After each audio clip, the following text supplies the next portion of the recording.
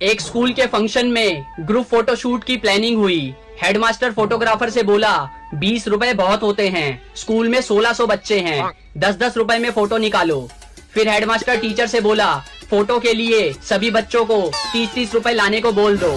Teacher class में बोला सुनो बच्चों, कल तुम लोगों का फोटोशूट होगा, सब बच्चे अपने अपने घर से 50-50 रुपए लेकर आना। तो एक शरारती बच्चा घर जाकर बोला मम्मी कल फोटो शूट होना है, तो उसके लिए टीचर ने 100 रुपए मंगाए हैं। माँ बोली 100 रुपए, खुली लूट मचा रखी है इन लोगों ने, फिर हमारे पैसों से ये सब ऐश करेंगे। रुक बेटा, मैं तेरे पापा से लेकर देती हूँ। माँ पापा से बोली अरे सुनते हो, बच्चों के स्कूल में फोटो के लिए 200 रुपए मांगे हैं।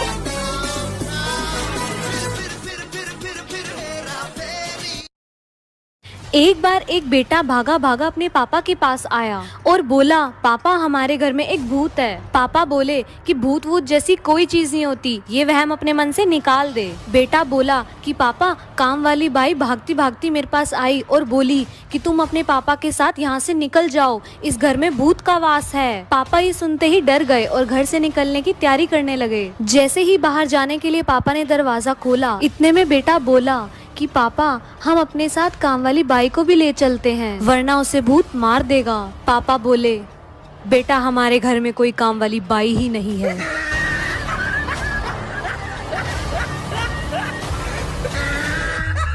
एक बार एक अमीर आदमी महंगे जूते पहनकर मंदिर गया। जब वह मंदिर के सामने था तो उसने सोचा कि अगर मैं जूते मंदिर के बाहर छोड़ दूं तो वे चोरी हो सकते हैं। उसे मंदिर के बाहर एक भिखारी बैठा दिखाई दिया। वह उससे बोला जब तक मैं मंदिर से वापस नहीं आ जाता क्या तुम मेरे जूतों की देखभाल करोगे? भिखारी हाँ में सिर हिलाया। आदमी अंदर गया, बोला हुजूर यह कैसी दुनिया रची है तूने, किसी को इतना पैसा दिया कि वह महंगी से महंगी चीज खरीद सकता है, तो किसी को 2 वक्त की रोटी के लिए भी सोचनी पड़ती है, तू सबको एक बराबर धन क्यों नहीं देता? यह सब सोचते सोचते अमीर आदमी ने निश्चय किया कि वह भिखारी को 1000 रुपए देगा। जब अमीर आदमी बाहर आया तो उसने देखा कि वह ना तो भिखारी था ना ही उसके जूते। वह ठगा हुआ महसूस कर रहा था। वह नंगे पैर अपने घर की ओर चलने लगा। रास्ते में उसने देखा कि एक आदमी फुटपाथ पर जूते चप्पल बेच रहा है। वहाँ अमीर आदमी ने देखा कि उसके जूते वहाँ बेचने के लिए रखे हैं। वह दुकानदार से उन जूतों के बारे में पूछा। दुकानदार बोला एक भिखारी इन जूतों को लेकर मेरे पास आया और मुझे 100 रुपए में बेच दिया। यह सुनकर अमीर आदमी मुस्कुराने लगा। तभी उसे एक आवाज सुनाई दी, बेटा जब सबके कर्म एक बराबर नहीं हो सकते तो मैं सबको धन एक बराबर कैसे दे सकता हूँ। दोस्तों वीडियो अच्छा लगा हो तो लाइक। एक रात एक चोर एक घर में घुसा। दरवाजा खोला तो एक बूढ़ी औरत सो रही थी। खटपट की आवाज से उसकी आंखें खुल गईं। चोर घबरा गया, लेकिन बुढ़िया बोली डरो मत बेटा, लगता है किसी मजबूरी के कारण तुम ऐसा काम कर रहे हो। कोई बात नहीं, अलमारी में एक तिजोरी है, उसमें का सारा पैसा और गहना तुम चुपचाप ले जाना, लेकिन पहले मेरे पास आकर बैठो। मैंने अभी अभी एक सपना देखा है, वह सुनकर जरा मुझे उसका मतलब तो बता दो। चोर बुढ़िया की बातों में आ गया और चुपचाप जाकर उसके पास बैठ गया। बुढ़िया ने कहा बेटा मैंने देखा कि मैं एक जंगल में खो गई हूँ। तभी एक कौवा मेरे पास आया और उसने 3 बार जोर जोर से बोला पिंटू पिंटू पिंटू। बस फिर सपना खत्म हो गया और मेरी आंखें खुल गईं। जरा बताओ इसका क्या मतलब हुआ? चोर सोचने लगा। इतने में बुढ़िया का बेटा पिंटू अपना नाम जोर जोर से सुनकर उठ गया और अंदर आकर चोर को जमकर पीटा। बुढ़िया बोली बस करो, अब मत मारो। चोर बोला नहीं नहीं, मुझे और मारो ताकि मुझे आगे से याद रहे कि मैं एक चोर हूँ, सपनों का मतलब बताने वाला।